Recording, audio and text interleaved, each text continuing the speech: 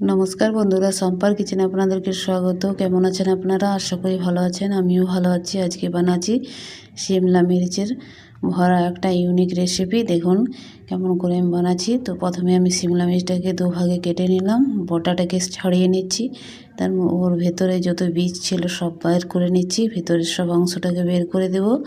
খেতে কিন্তু খুব ভালো লাগে, ভাত রুটি দুটোর সাথে খেতে পারেন। একটা ইউনিক রেসিপি, আপনারাও ঘরে বানাতে পারেন। একবার বানিয়ে খাবেন, দেখবেন খেতে ভালো লাগে। আর আমার ভিডিওটাও কেমন হচ্ছে অবশ্যই বলবেন। দেখুন আমি এটা ছাড়িয়ে নিলাম সব। এবারে কড়াইয়ে তেল গরম করে নিলাম। এরপর দিয়ে দেবো আমি কড়াইয়ে কুচনো রসুন। কুচনো রসুনটাকে দেওয়ার পর হালকা নাড়াচাড়া করে নিলাম। এবারে আদা কুচি দিয়ে দিচ্ছি। আদা কুচি দেওয়ার পর পেঁয়াজ কুচি দিয়ে দিলাম, লঙ্কা কুচি দিয়ে দিচ্ছি। হালকা নাড়াচাড়া করে নিচ্ছি।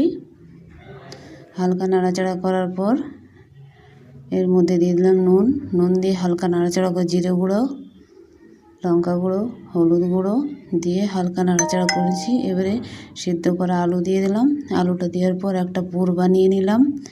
এটা শিমলা মির্চে ভরবো, তাই পুরটা বানাচ্ছি। দেখুন আমার পুর বানা হয়ে গেলে এবারে শিমলা মির্চে ভরে নিচ্ছি সব। আপনারা এমনি বানিয়ে খাবেন, খুব খেতে ভালো লাগবে। দেখুন সব আমার পুর ভরা হয়ে গেল। এবারে কড়াইয়ে তেল গরম করব আমি। কড়াইয়ে তেল গরম করে নিয়ে হালকা লালচে করে ভেজে নেব শিমলা মির্চটা।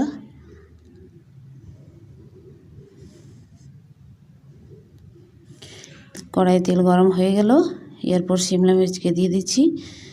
আর আমি শিমলা মির্চটা দিয়ে নিয়ে হালকা লালচে করে ভেজে নিচ্ছি।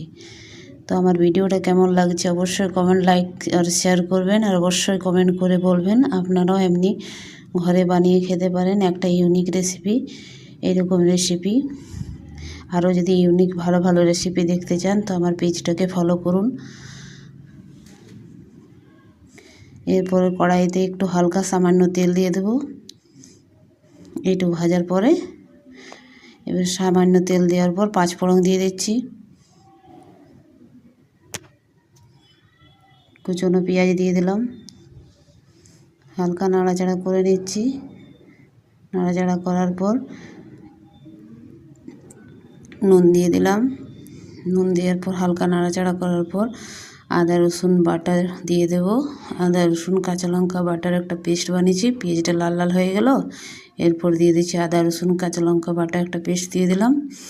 টমেটো কুচি দিয়ে দিলাম। হালকা নাড়াচাড়া করার পর দিয়ে দিচ্ছি জিরে গুঁড়ো,